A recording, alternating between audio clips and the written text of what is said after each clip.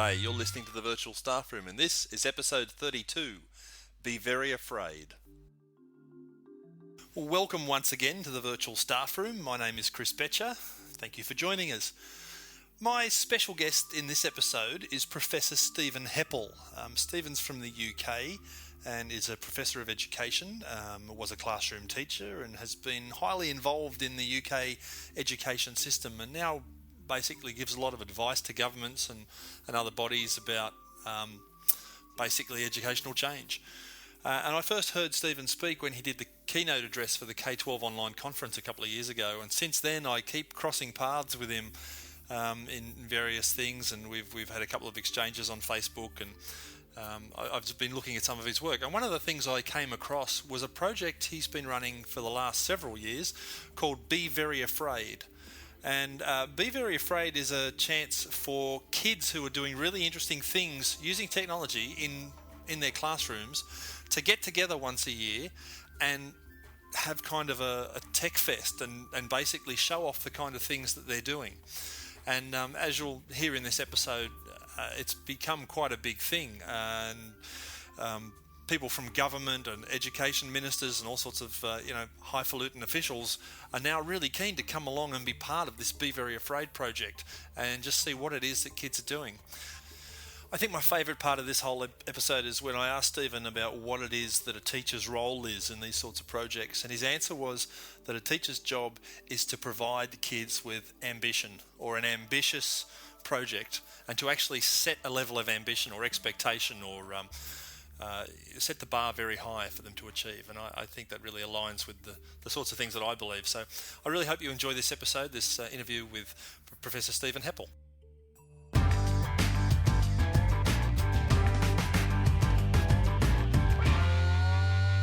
Well, Professor Stephen Heppell, welcome to the Virtual Staff Room. Oh, no, thanks. It's genuinely a joy to be here. And I could tell you some funny stories about staff rooms, actually. I'm just reflecting that my very first online learning community, which was, jeeps, this is how old I am, Chris, was back in the 80s. You know, this is before the web. We were doing it with teletext services and electronic mail. You know, we built this online community across two of the big local authorities in England, and of course everybody shared the same identity, so everybody went everywhere. You know, there was you couldn't limit all that, and we had a staff room and we had a student common room, and of course the kids all wanted to go into the staff room because it was see what's going on in there, you know. And we came up with this great idea that would stop them. Of course, these days I'm building staff rooms that the kids go into anyway, but in those days it all seemed a bit more elitist, you know. And so we called the staff room Curriculum Matters, you know. And the kids all stopped going in because it was completely disinterested, but so did all the staff. You know, nobody went in afterwards. It just was the kind of tumbleweed rolling across the floor after that. So, Stephen, what's your background? You obviously have a teaching background. Tell me about that. Oh, gosh, yeah. I mean, I love teaching. And indeed, I still love a lot of my projects are still grounded in schools. I still work with children. I'm still a teaching professor, by the way. I still have... I do not so much with the undergraduates, but I've still got a host of PhD students who are just keep me young. They're really good, you know. We'll maybe talk about them later. But I went to university to sail. I was completely obsessed, as I still am, with sailing. So I picked my universities as the best, the highest places in the UK sailing league, you know. Went to the best one I could get into, and we won the league 3 years running, so it was a good call, you know. And yeah, no, it was good. And I've heard you're a bit of a keen sailor. No, that keen doesn't begin to come with. So then after that, actually, I briefly went into accountancy, which I think is what my parents thought was a good idea, you know, good profession. And I was good at it, but mercifully, this chap. Ken Jolliffe, to whom I owe my life, by the way. If you listen to this, Ken, thank you, mate. You know, but he said to me, he said, Stephen, you're a very good accountant. You could be, in 10 years' time, you could be sitting in this seat. And I looked at it, I thought, oh, dear God, he's right. You know? I can't imagine anything more depressing, you know. So I quit, you know, and of course, in those days, there were just desperate shortages of teachers. So you kind of wrote to a few schools to choose one to go and teach in, and I had this sort of slightly missionary zeal. Actually, I don't think that's changed now. So I was trying to pick the worst school, on the basis that that's where you could do the most good, And luckily, it wasn't too catastrophic a school. I started teaching in a 14 to 18 boys comprehensive school in East London, and I had the time of my life, to be honest, because I was young. The lads were very loyal. It was a great East End community. They kind of, nothing's changed, has it really? If you're honest and you're there for them and you're consistent, they're absolutely there for you to the death. In fact, one night I was in a pub drinking, as you do, in East London, and I blundered into this dirty great big bloke and emptied his beer, all down his chest, and you could see he was pretty upset about all this, and he was a lot bigger than me, and a lot drunker, So, and I was in big trouble, and he'd started taking his jacket off, and he was clearly going to, make his disappointment clear, And he was just about to deck me, and suddenly he just turned on his heel and left the pub really quickly. And I turned around, and there were kids coming out of the woodwork in all directions. They were sort of folding their blades away and said, "We'd have had him, so know where he is, mate." That's so funny. And they would have done. Yeah, it's really rewarding teaching in schools like that, where I don't know. It sounds like that was a kind of a rough school, but beautiful kids. It was a tough area, beautiful kids, and then I went on from there to teach in South Essex, where similar sort of thing, really. It was a lively school. I mean, the brightest kids I've ever worked with in that school in Basildon, and they all got A's and roaring on to get jobs in the city. In fact, curiously enough, just had a letter from one the other day who his son had just gone off to university, and he was reminded of his own attempts to get into university. He got an A with me and a couple of duff results with his other teachers, and I spent 2 days phoning around universities, sort of telling them, "Look, he's really good.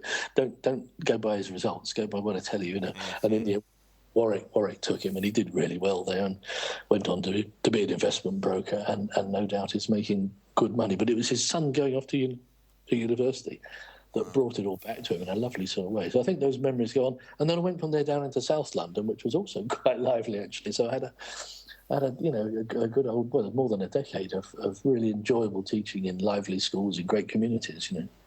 Wow. Yeah, there's something to be said for those sorts of schools, I think. Oh, you learn. I was hugely fortunate because the first one I started, and of course I'd come in from accountancy, so I hadn't come in from teacher training course, and I started at the Easter, so here was me kind of parachuted into this place halfway through the year, and I inherited a class of kids who were some sort of trick of the timetable. I think they'd been put in an O-level class, and it was the only exam they were doing, but most of them. And when I got there, they were kind of halfway through the course, and they knew nothing. I mean, they'd had a string of supply teachers. Goodness knows, I think they were put on the exam just to make the numbers up in terms of school entry or something. But they were, you know what it's like, Chris. There's been no ripple in the gene pool. All kids potentially are fab, aren't they? So I said to them, look, here's the deal. I mean, I really do know this subject. I can get you through this between now and the exam. Never mind, you don't know anything now. I can get you there, but I don't know anything about teaching at all. And so here's the deal. When we start each lesson, you give me 5 minutes of just giving me top tips from watching other teachers, and I'll get you there. And that's fantastic. I mean, of course, all that meta level reflection that we now know theoretically is so important. They'd come in, they say, "Oh, we've been watching Arthur Harvey. He's amazing, Chief. He's like, when he gets cross, he gets quieter. It's really scary, That's a great story. It's great. Well, there was one old dear there, Minnie Norris, they called her, Mrs. Norris, obviously, It was about 130, And they said, look, we've been watching Minnie. We don't know what it is. There's like a force field around her room. When you get near her, you feel yourself having to be good, And they couldn't see it because there was nothing to see because it was just all in their expectations. I learned shed loads from those lads, and all but one of them passed the exam on the day. They went out clutching this O-level, saying, "I told them I was good," And it was lovely, lovely, lovely to see. Wow. Hey, it's interesting you mentioned about coming from a background of accounting. I wrote a blog post a while back, and I was sort of musing on the idea that some of the best teachers I've ever known always seem to have done something other than teaching. Has that been something you've noticed, or am I just making that up? Well, no, I mean, it's interesting, and I wouldn't generalise because I've seen some stunningly good teachers who have just come, obviously, a conventional route. But Sure. there certainly is something about having a little bit of time outside of that conventional pathway of school, college, school, that sure helps. And curious enough, my own daughter, who's it's a wonderful teacher in herself in London now, and she's just, I learn from her, Chris, every time I see her. She's really good. But she actually went out and she did PR for a while between graduating and starting teaching.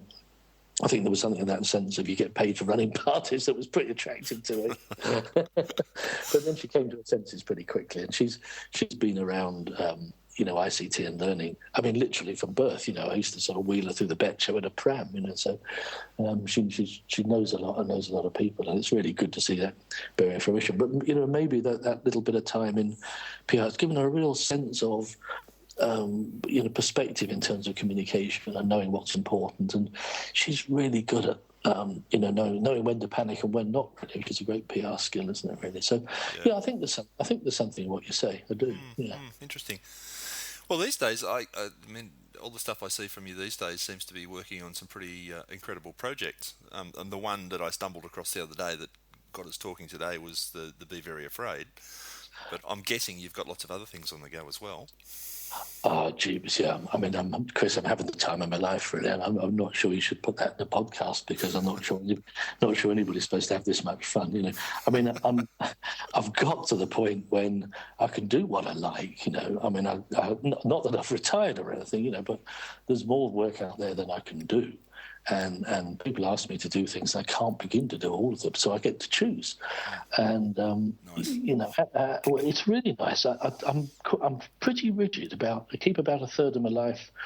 I do pro bono stuff, so about a third of my life I do for free, and that I tell you what, that's really important too, because you get to do things that honestly, if you had to earn money from them, you'd never do them because projects in some of the desperate countries of the world, but you learn from all this stuff, so I think never a day goes past I don't learn something. I mean, the Be Very Afraid thing is a funny old thing, really. I mean, it's been a joy, and by the way, it's coming to Melbourne. I think we're going to Be Very Afraid's going on the road. I'll tell you a bit about that in a moment, but it started off. This was the permanent secretary at the Department of Education took me to one side. And this is the the sort of Sir Humphrey figure, if you watch that Minister programme that I think goes around the world a bit.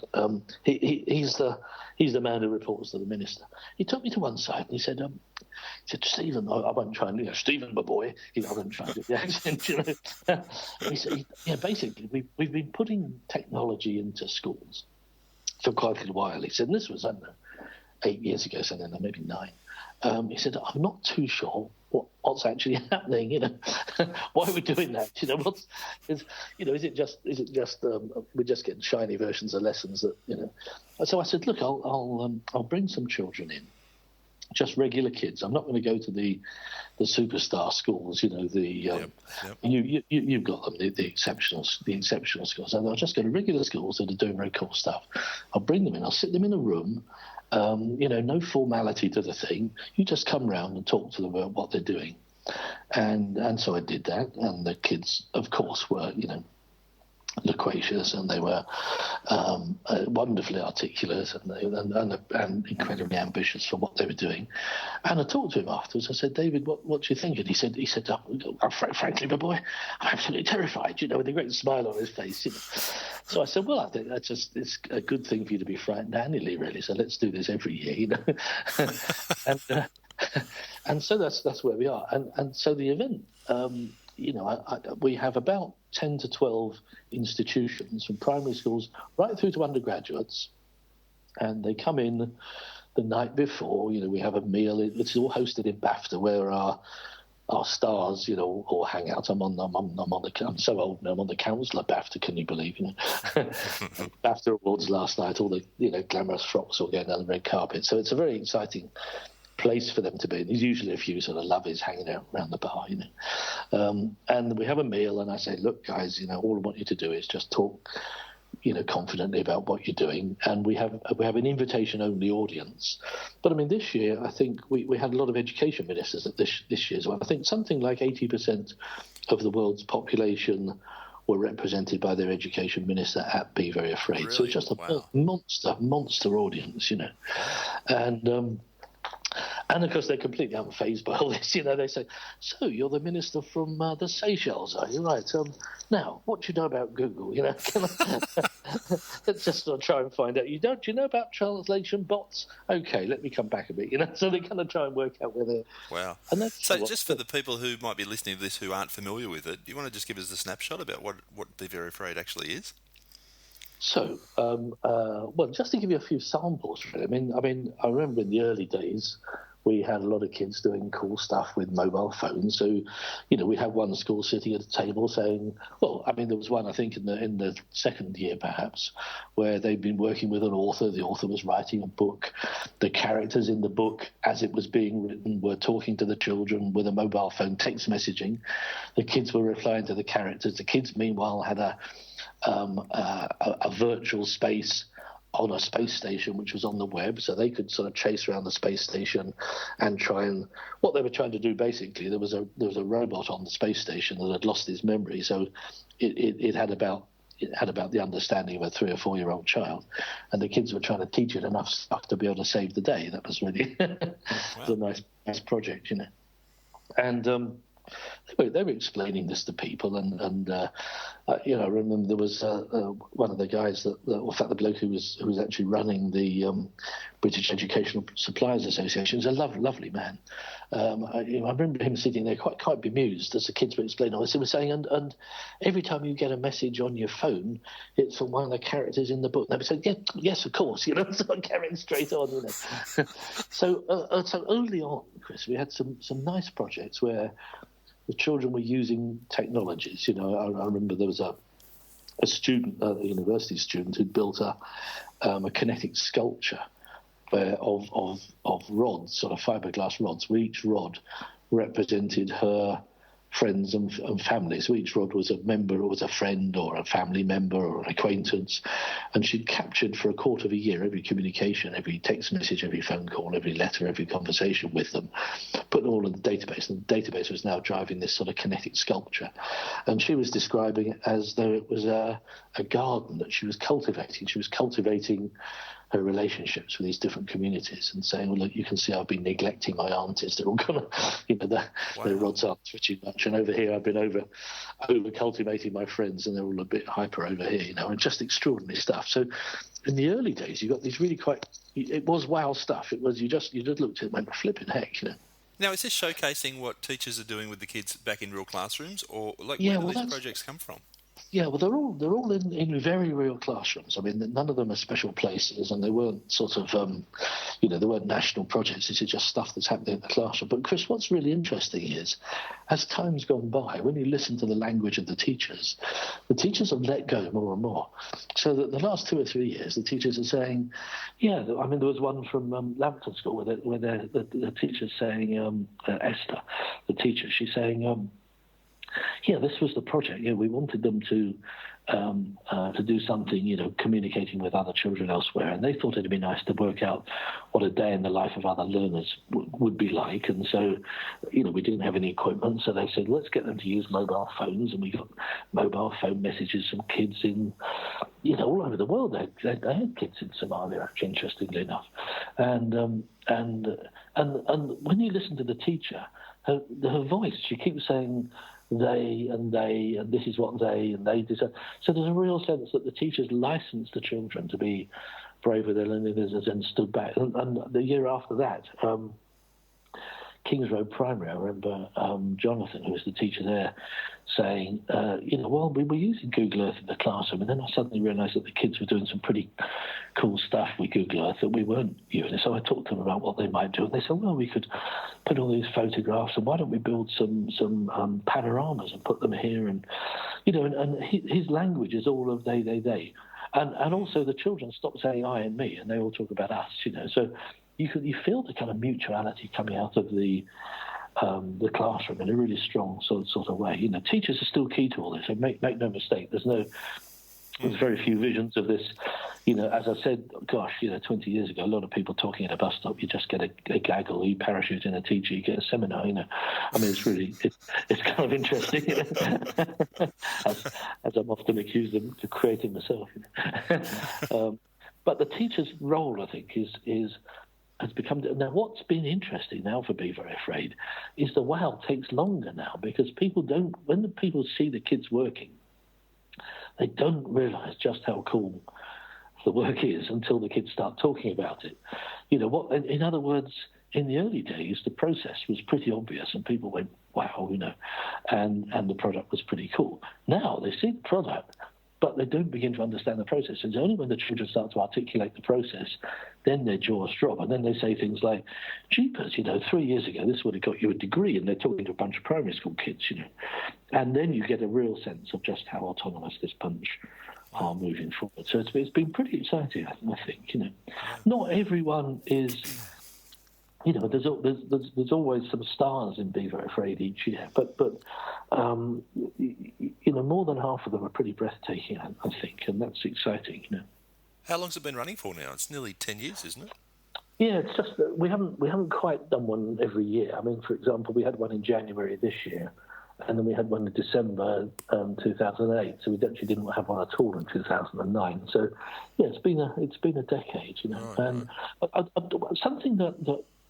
And I do a little reflection at the end of each one. I'm sort of looking back on this year. You know, they're one of the most popular bits. I mean, from the server, there's about 30 gigabytes of video streams every month from that server. So there's a lot of people watching. And I know a lot of people in teacher education, you know, are asked to watch these and come back and talk about them as part of their development. But the last year that's on the site, in fact, we're just about to put up this year's, but the last year that's on the site, you know, you would reflect, I think, a bit, as I would, I think, Chris, that the stuff going on there that is going so fast that you worry that there's a gap opening up between the front-running schools where they've really said to the kids, jeepers, we want to use this stuff. You know, we don't want to ban Google or social networking, or, you know, we want to build a curriculum where the kids can really go for this stuff. And other schools where they're just locking it down and banning it and trying to turning their backs and trying to pretend that YouTube doesn't exist. And I think that gap is widening and widening. And yeah, I think you're right. I think I used to worry. I used to think, because the worry is that, you know what ministers are like. I mean, your Kevin, I think, has been special, but most ministers looking at that gap would say, okay, we've got to close the gap. Let's slow the fast ones down. Hold them back. You know, oh, you can't do that. You can't be doing none of that yet. You know? Yeah, I have a friend here who always uses the analogy of the train pulling away from the station, and like the front carriages are getting faster and faster, and the back carriages haven't started moving yet, and, you know, eventually something breaks. Exactly. Kind of elastic couplings. You know, I always like the one of the. You know, the guy that turns up his driving test and he spent 6 months trying to learn to drive, you know. He arrives at the test centre and he's all kind of full of himself, and he walks around the back with the examiner. There's a blinking horse standing by the pavement, you know. And the chap says, well, hop on, let's see what you like. He says, it's a horse, you know. And the examiner says, don't you start, we've always used the horse, you know. I haven't heard that. That's a good story. And I think that's, you know, that assessment, not, you know, drag, I think is real. But I think what's happening, Chris, is that this is properly a bottom-up revolution. This is properly a people's century. This is properly about communities and mutuality, collegiality. And I just don't think the ministers matter anymore. I think this has just gone past them. And I think the best thing you can get for your minister, which actually I think is what you had from your Kevin, or over the road in New Zealand, you know, when they had Trevor Mallard, he was the same sort of thing. I think what you get is a bit of vision. Somebody who says, you know, as a nation, we're going to be really good at this, and we're going to try and knock down the barriers, and then I'm going to, a bit like American football, which I don't fully understand, to be honest, but I do understand that some bloke picks up the ball, everybody else runs in front of him and tries to knock down, tries to anticipate the trouble and knock him out the way, So I think the kids have picked up the ball, they're running down the pitch, and our job, Chris, is to try and knock a way through, Yeah. And I think all the ministers kind of do is say, that's the end we're running towards, go for it, And that's enough. So I think this is an unstoppable thing. I think we've pushed the snowball off the cliff. It's rolling, it's gathering momentum, and you'd be a brave man to stand in the way now. Yeah, it's really interesting. Because there's certainly, I think, schools that aren't on that bandwagon yet. How do we get them moving? Well, I think, some of it's obvious, we talk a lot about a new model of learning for children and about how it's delightful and seductive and engaging and, how project-based work and a little bit more longitudinal work is great fun. And we talk about that joy, and then, we sit down teachers in some professional development thing where they all sit in a row and some boring old bloke talks at them, probably me, for a couple of hours, and then they all go home again. I think we've got to make their learning experience as engaging as the students, and certainly whenever you do that, you see smiles on teachers' faces, which has been a bit of a scarce commodity in recent years, and they're having a really good time. So I think that helps a bit. I think also, the world moves on. There's an awful lot of teachers now are keeping up with their extended family through Facebook. I know where my nephews and nieces are. I know what they do. I know who they're snogging. It's just, and I didn't begin to have that kind of detail about their lives before social networking. So, for a lot of teachers, it's a real part of their lives. Mm-hmm. All we've got to do is give them license, and that real life is part of their learning life as well. And so the learning life isn't something that happens in a dusty room that's locked away from the 21st century. And I think actually 21st century learning has been hasn't been helpful to us in all this, because here we are, we're a decade into it already, exactly, and it starts to sound a cliche. I prefer the whole third millennium learning, because it sounds a bit grander to me. And we've got a bit of a longer run at it, Yeah, I can't write 21st century without putting it in quote marks these days. No, exactly. That's been a long decade, hasn't it, to go from wow to, Well, I still hear about teachers or people talking about preparing for the 21st century, and it's like, hello, we're 10% through it.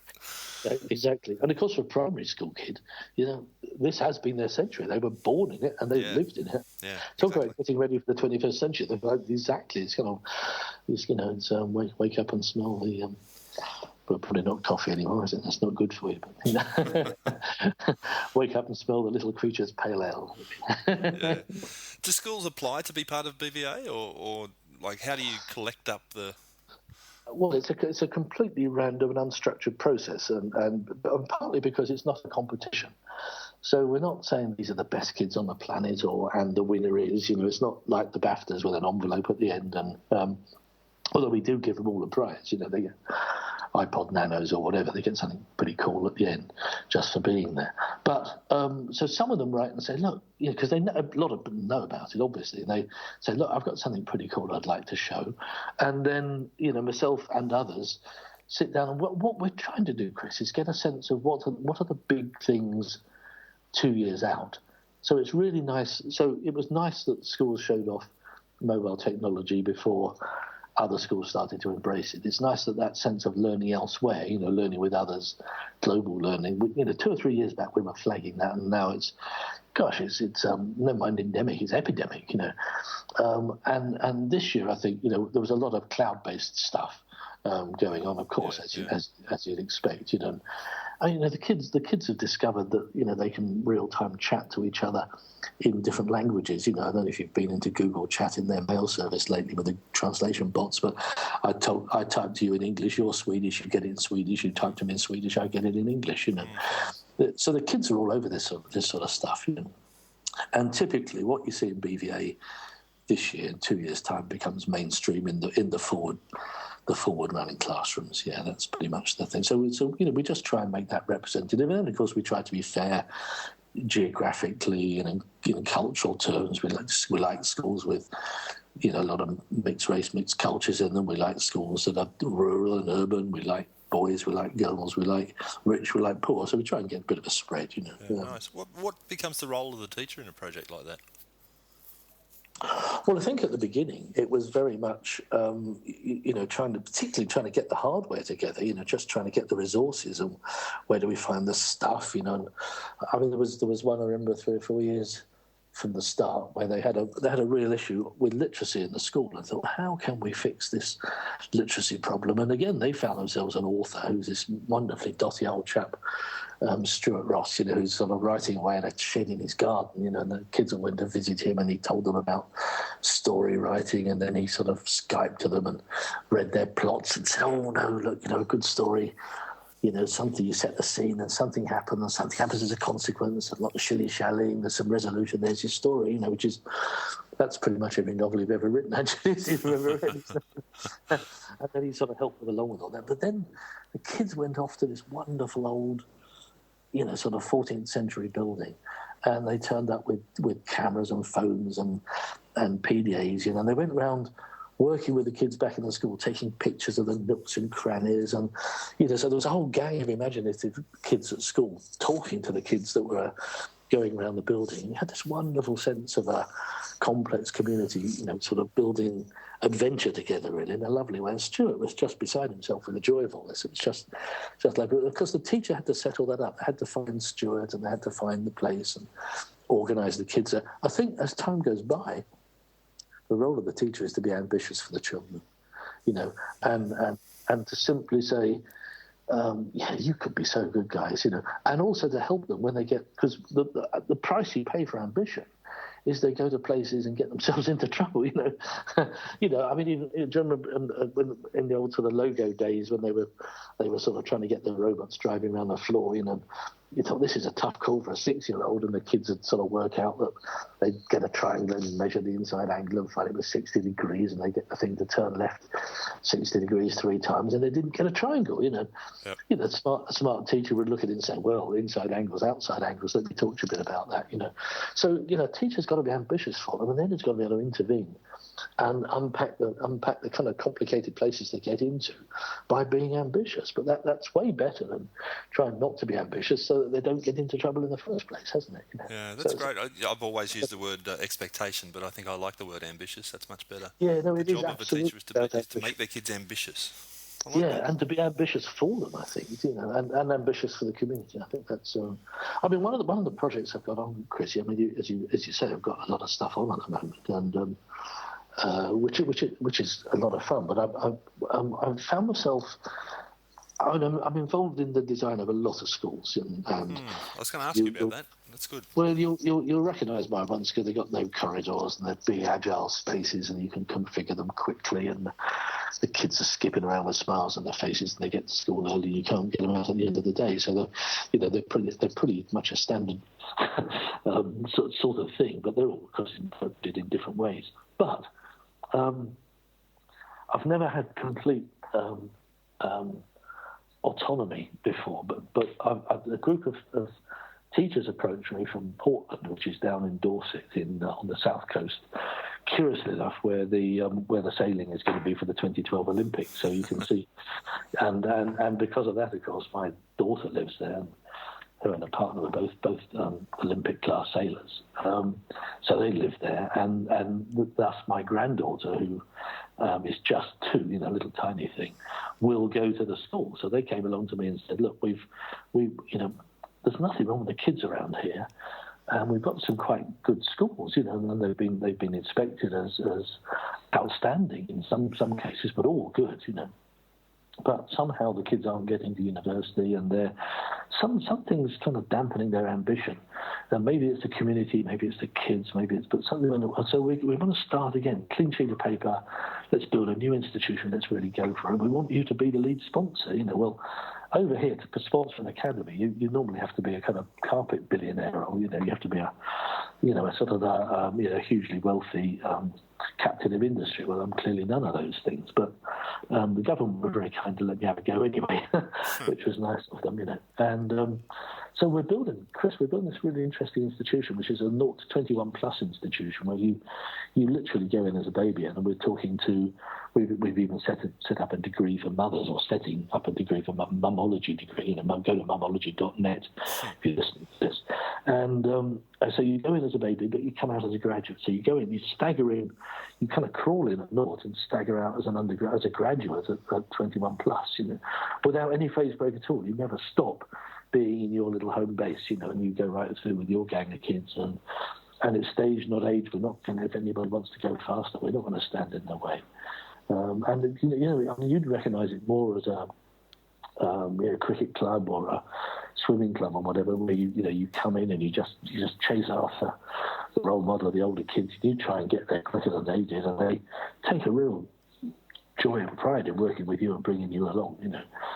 And honestly, it's been a really interesting project thus far, just to get the whole thing specified out and to get the community all involved and have the teachers on board. So I'm really, really enjoying that. There's lots of things we don't know. I mean, a big part about it is what we're trying to do really is to reach out, look for the best ingredients, the things around the world that work, and bring it back to Portland and build a local recipe.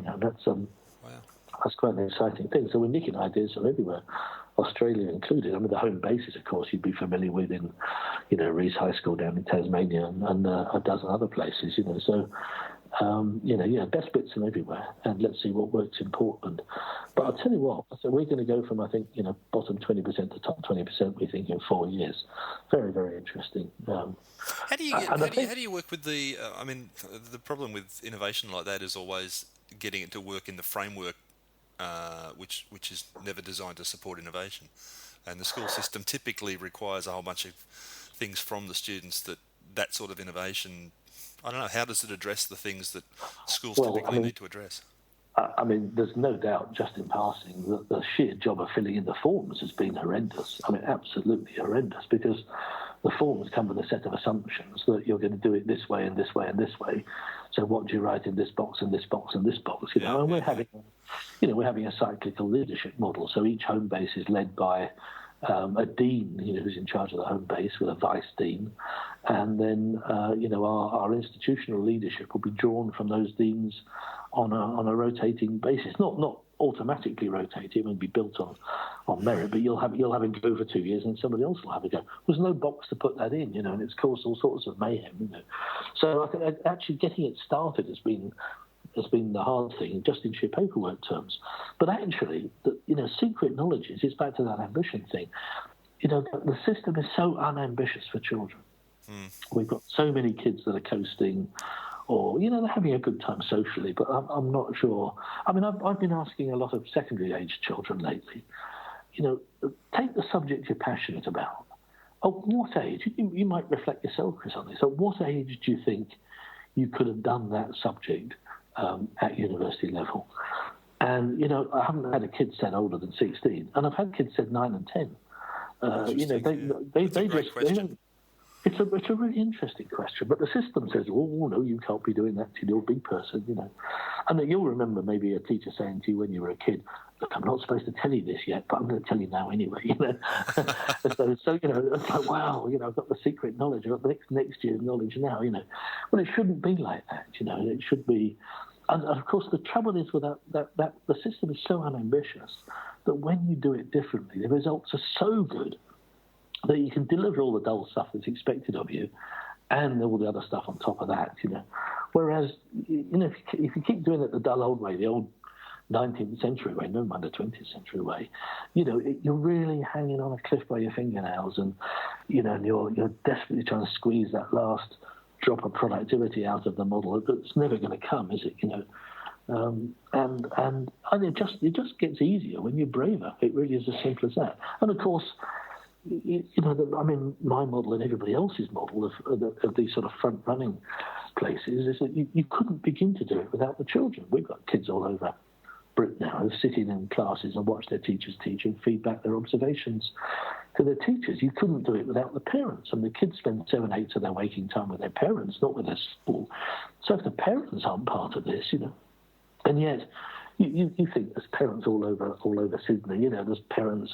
I see. I go and sort of have coffee on the beach at Manly on a Sunday morning. There's parents there got the reading books out. They're reading to children because it's what we do. But what do? Do you point to the word? Do you sound out the the synthetic phonics? Do you try and summarise the page at the bottom? Do you try and guess what's on the next page? What's the right way to read to a child? We haven't given a syllable of help to parents about all that. Right. And so it turns out when we involve parents in the thing properly, it accelerates so fast.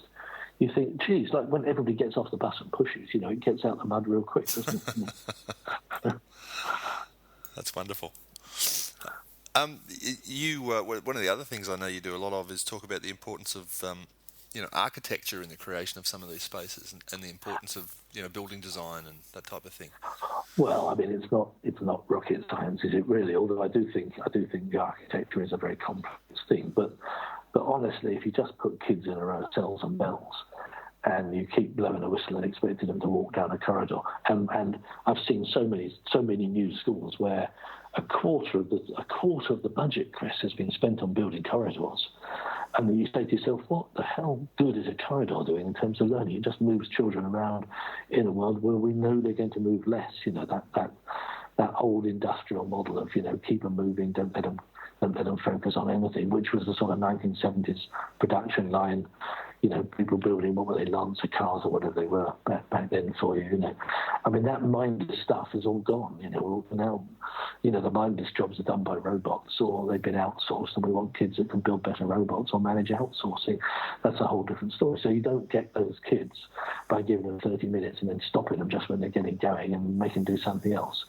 So, why would you build an architecture that's built around this sort of stupid factory model, which I'm sure history will say was the aberration of the 20th century? The 1950 to 2000 industrial model of learning was a wild and reckless gamble and proved to be wrong. As simple as that.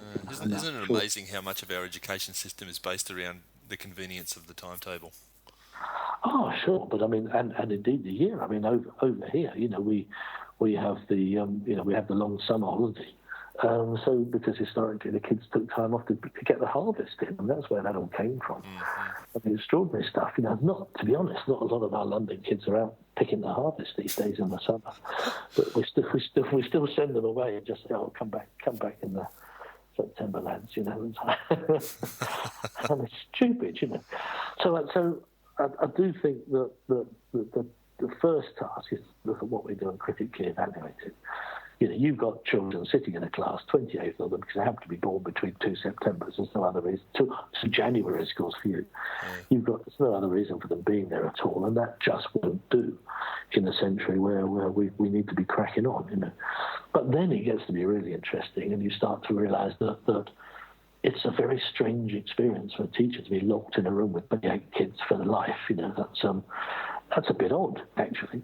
And when teachers start working with each other, we've got a lot of schools over here now where they teach classes of 60 or 100. They've knocked some walls, they kind of lose a wall for learning is the sort of the mantra, And suddenly teachers find they love to work together.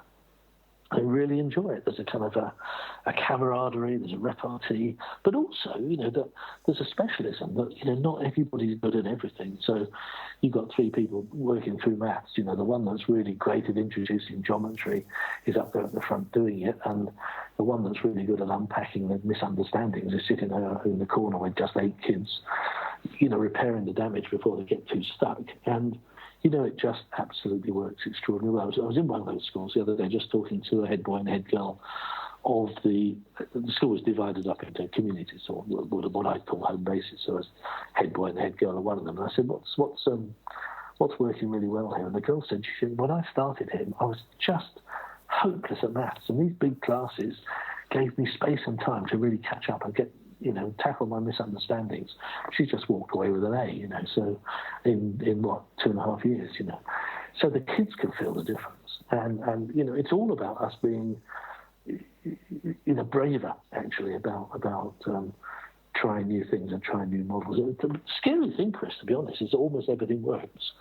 Which alarms me a bit, because if everything works, you think, jeepers, where was the base level?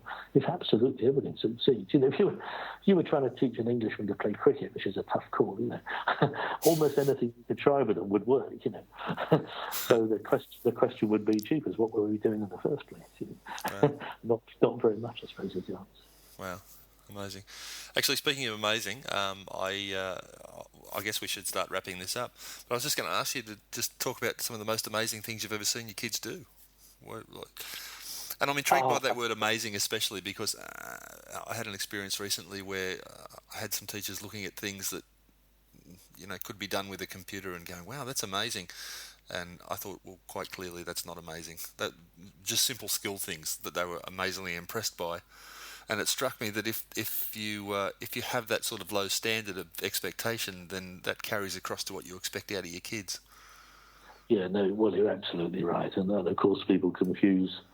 I think people get so confused, don't they? They confuse those skill things with the genuinely amazing outcomes. I mean, and people confuse standards with standardization, don't they? They get into such a muddle. I think the things that I put them into two categories. The things that amaze me are the things where I should have known better, but, we always did it that way. And then when I see somebody do it a different way, you're gobsmacked. Going back to the little 2-year-old for a moment, she's learning to ride a bicycle at the moment. Now, for my generation, yours for sure, you learn to ride a bike in about 5, 6, 7. 5, you're a bit precocious. 7, if you're a bit, clumsy, And it was quite hard because you had to learn to pedal first, and you had maybe a tricycle or a bike with stabilizers, and you kind of blundered around on that for a bit. And then when you were a good peddler, they let you have a go balancing, and you had somebody around alongside you and held you, and it was it's a big moment in people's lives. What's happened since is that they've just taken the pedals off very small bikes, and so watching little Emily, this little 2-year-old, on a little tiny miniature mountain bike, don't ask what it costs, but it's a little tiny, cute bike with no pedals. And she just scoots along with her feet on the ground, And I'm walking along beside her, as you do, and she gets to a slightly downhill patch. She lifts her feet up, giggles and laughs with the joy of whizzing off down the hill, fully balanced on her own, steering the bike. It turns out there was no problem at all with balancing. It was the pedalling was the bit that was hard. And 3 months after learning to balance, you put them on a bike with pedals and they're cycling down the road. There's something quite astonishing about watching a 2-year-old cycling a bicycle around on their own.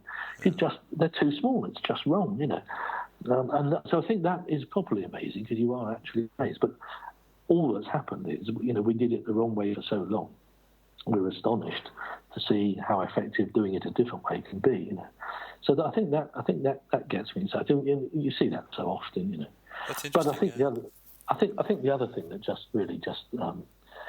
delights me really is seeing. I love to go back to places, Chris. I like to work in a country or a place and go back to it 2 and 3 years on, and then 5 years on. And because the teachers take you on side, they say, "You won't believe what our children are doing." And I say, "No, really, I will believe, because I told you they could." But that excitement, is just fabulous to see. It's like chucking a match into a box of fireworks. You know what's going to happen, but it's still a lovely thing to see when it does.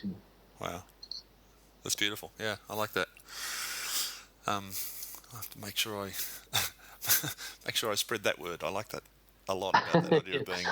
It all comes down to ambition, really. Everything I've heard you say really revolves around this idea of ambition and expectation, and believing that kids can do incredible things, and then providing an environment that lets them get on with it. Yeah, and Chris, I think they've got to do incredible things because we've made a bit of a mess of the world, and I'm of that generation that genuinely thinks they can do something pretty special here. I think, our great-grandparents did some pretty cool stuff with medicine, but what this lot are going to do with learning, you've seen kids in your school who've been, the phrase I like to use, they're kind of inoculated against poverty through learning. You've seen that when kids who and I've seen it in Northern Ireland, I've seen it in Gaza, and I've seen it everywhere, that kids who would be at war with each other when they learn together, just emerge from the experience not hating each other, Yeah. So I just genuinely believe that this generation can pick up learning and heal the world with it, but we've just got to make them as good as they can possibly be, because we sure as heck need them, don't we? Yeah, beautiful. And on that note, on that high note, I think we'll wrap it up. Stephen, thanks. Yeah, well, it's a joy. Look, I'm going to be out there with you guys soon anyway, which will be nice for me because it's cold and wet and raining here, and it's sure as hell not doing that in Sydney. So I look forward to seeing you all soon. Thanks. And thanks for the questions, Chris. I really enjoyed that. No worries. And if we can catch up while you're here, that'd be lovely. But I'll keep my eye on your Facebook. Okay. Cheers, mate. Good to talk. Thanks, Stephen. Bye-bye.